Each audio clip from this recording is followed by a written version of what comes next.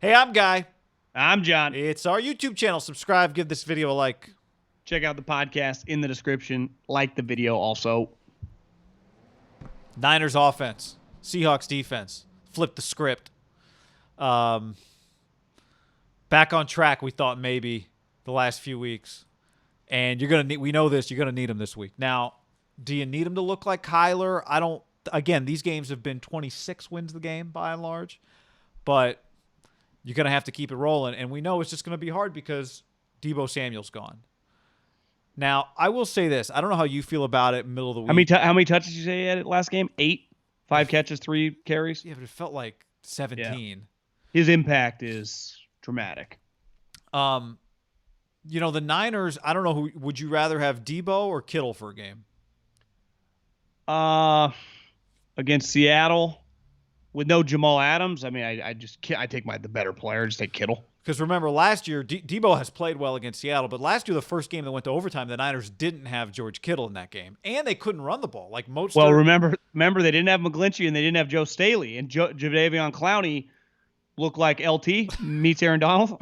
Jadeveon's like just sending out that film and can't figure out why no one will make him the highest paid player in the league.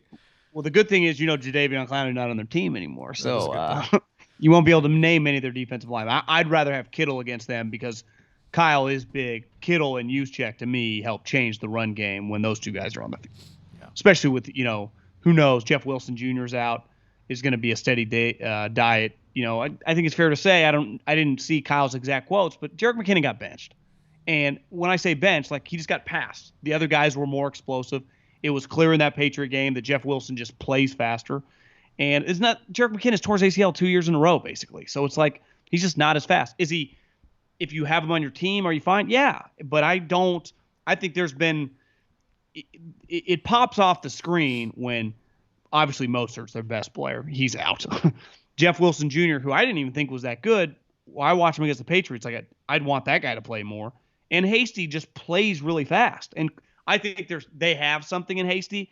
George Kittle said, I think 2 weeks ago, that he said it reminded him of Matt Breida that first year. He's like, every day in practice, the dude would make a play. And I could see with Hasty when you're really fast and really explosive. So you're just going to depend probably a lot on Hasty and a little McKinnon. Maybe Tevin Coleman. I don't know his status. I mean, the Niners' entire running back field is just, they get hurt. Same with, like you said, Seattle. Yeah. Seattle's got problems too. It's not just Jamal Adams. So from a lot of what I was reading, I don't think they're optimistic that their best corner, Shaquille Griffin's going to play. He's got a hammy and he's in the concussion protocol. And from just some of what I was reading from the way they feel in Seattle about their corners, I don't think this was more about just, do they have guys that can cover? Like, to me, if they don't have guys that can cover, if Shaq Griffin is by far and away their best corner, I said it earlier in the week, and I believe it even more. I think it's a Brandon Ayuk game. I don't think Seattle has anybody that can run with Brandon Ayuk. And we finally saw the Niners push the ball down the field to him a little more consistently against New England. They don't pressure the quarterback. They can't get off the field on third downs. They give up huge plays. I know the Deebo thing hurts, and Mostert and Wilson. I don't think this is as bad Niners situation as maybe it feels, in part because the Seahawks are not very good on defense. Well, they just don't have the talent. To me, that's what's simple. Like, their best teams, like the reason LOB will go down as like one of the great defenses for a 4-year stretch. They obviously statistically, I think, had the number one scoring defense from 12 to 13, 14, 15. Like it was just incredible. Their talent was just off the charts. I mean, Bobby Wagner, KJ Wright are still there. I watched Bobby Wagner. He looks a little older to me. Like, to me, Fred Warner is moving at a different speed than Bobby Wagner. And there was a couple plays in that Arizona game. He just a step slow, and he's had a great career, but guy's been in the league a while, and just on a defense that expects to just, how many hard hits has that guy been a part of? And then you look at their defensive line. I remember going to games, the end of the Harbaugh era and Jim Tomsula, when they would roll out Michael Bennett and Cliff Averill, and you just couldn't block Michael Bennett. You could put him everywhere. They don't have anything close to that now.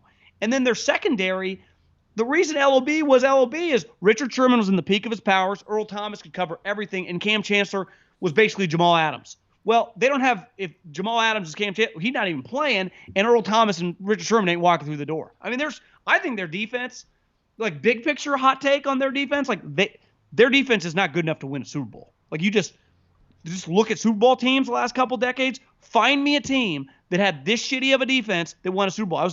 I was texting with a buddy on the Chiefs, and he's like, they remind me a little bit of us 2 years ago, that first Mahomes team. And I said, I would disagree a little bit. You guys had Dee Ford, who that year was a Pro Bowler and had 13 sacks, and a younger Chris Jones. Like, Seattle would sell their left nut just to have that version of Dee Ford on it. They just don't have the players, guy. Their personnel is not very good. I don't think they can win a Super Bowl, this team. No, but that doesn't mean like they can still go 13-3, right? With a historic offense. But I don't think they can. I don't think it doesn't play to the playoffs when you can't stop. No, because Russell can't afford to not be MVP, and that's, you could argue, like, if they do go 13-3, it's not even a question who the MVP is, because their margin for error, it doesn't exist. I mean, like you said, when you're terrible at third down, I was texting with a guy in the league. He's like, the number that jumps out to me, they've allowed the most offensive plays. And that just basically says, like, you just can never get off the field. And you just watch it. Like, they just don't have guys to make plays. And even last year, Clowney made some plays. And Jamal would make plays. John, he's second on the team in sacks. Yeah, and no. Like, he's tied for the team lead with sacks. He hasn't played 4 weeks. Yeah, I just don't think, for what they need, like, if your safety leads your team in sacks, like, that's not really going to fix the problem when he comes back. Yeah. And he's not a cover guy. Right. So it's like he wouldn't really help that much against the Niners in terms of covering Kittle. Like, the one thing that other teams have is Jalen Ramsey, if you want, like, he can cover whoever he wants to cover, right? Seattle does not have that human, and they used to have like two. It's like, well, Earl Thomas would take away Vernon Davis and Cam Chancellor would kill him, and they just put Richard on Crabtree, right? That's just – I think their defense is just beyond atrocious. But is the Niners' offense and Jimmy and just the pieces they're going to work with in this game good enough if their defense is somewhat getting smoked by this great offense? Like, what does the score need to be for them to have a shot? In the 20s? Yeah, and I think they can do that. Like, they can do 28, right? Because you're right, Jimmy, given what that third down percentage tells you, because I think it's, 49%, eighth worst in the league, their defense? Yeah. They didn't sack Kyler. He had 50 dropbacks. They didn't get to him. They only have 9 sacks all year. Like I said, Jamal Adams hasn't played the last 3 weeks. He's tied for the team lead. Well, for example, like, wouldn't you say, I would say most people would say the Niners defense nowhere near what it was last year. Niners defense is 7th in the league in getting off the field at 35%. So, like, they're actually pretty good relative to the rest of the NFL. I know. Now, sometimes I think, like, okay, I got it, like, Jets, Giants. They played those games. Seattle's done the same shit, though. They have not played great teams either. But so what my point is, in all that, like, when you talk about, like, can the Niners, Jimmy's going to have to make throws on third down, right? The throws will be there to make. That's what that number tells us, is like you can make plays on them on third down if you're in third downs. Yeah. But Jimmy's still going to have to make those throws. Like, he's going to, the thing that you and me talk about all the time, Jimmy drops back, ball goes in the air, and we go, what's the camera guy going to show us? We just don't know. He's just going to, and the other thing is, are they going to push the ball down the field against him? Because Seattle, you can do it, right? You and I guess, different people rate explosives differently. It's funny. I think you did your research. I did mine. We came to this with some of the same things that stood out, right? Third downs, and they give up big plays. Yeah, I think Jimmy is more successful when you can't rush him, as most quarterbacks are. But he gets, this year, if you're rushing him, I'd be like, yeah, it's going to be a disaster. Like last year with Clowney. If they had Clowney on this team, I'd be like, yeah, it's going to be difficult for just the equivalent of a Clowney. I know Clowney. Yeah. You'd be like, well, I watch him most time. He doesn't make any play. I mean, when he plays the Niners, and it's a big game. That's when he shows up. Bright lights are on. I think there's an element, and you saw last week, and I think this is the key to Kyle's offense. When you can establish the run, and that's where having Debo out is going to hurt a little bit, and Jeff Wilson out a little bit, because they used Debo in the run game. Jeff Wilson was going off. Then the play action buys Jimmy time. You saw it with the Rams game on Monday night. It's like the ebb and the flow, left and right, and then the play action stuff, and then he can just kind of take his time. When I think about, though, that Kyler game against them on Sunday night, it felt, and maybe I'm crazy, like 10 legitimate deep bombs, at least like over 30 yards, that Kyler was just letting it rip. Because I bet Cliff saw, like, fuck, let's just let it go. We got Christian Kirk. Hopkins is slow. Like, Hopkins is a 4.75 guy. You'd say Brandon Ayuk can fly. Even Kendrick Bourne is, like, they got Kittle can fly. Like, push the ball down the field, right? But I think that all starts for the Niners. Unlike Cliff will just go spread, leech, let it rip. The Niners will do that in the context of their run game, which is through the play action. Which, is that fair to say? It feels the last couple of years, most of their big shots come on play action. If it's not like a 3rd and 10 and they're just 5 wide shotgun. Yeah. Yep. Definitely. Because and that's where I think Jimmy is the most comfortable, when he can do the play action, when he can sit, and that's the Shanahan offense. Well, and it'll be there. He then can scheme that guy offense. It'll be there this week. They've given up, only Atlanta's given up more explosive plays this year. So like the guy will be open. This defense cannot cover Ayuk and Kittle, and I think you're right. And Bourne. Yeah, Dwelly. to me, it's going to come down. They're going to need a B+ at minimum game from Jimmy Garoppolo. If Jimmy gives a B- C+ game, they lose. They might need an A game. If Jimmy gives a B+ A- game, it doesn't mean they win, but they should be, like the last 2 years, right in the mix. And that's all they can ask for. And then you just, in the fourth quarter, hope Kyle can make one more better decision than Russell.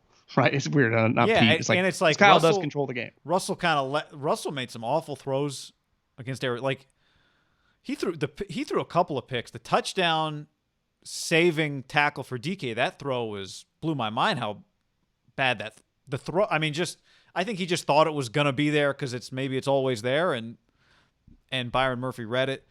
But he threw a pick where he was rolling out. It almost looked like he was trying to throw it away, and Patrick Peterson picked it off in the end zone. Yeah. That was awful.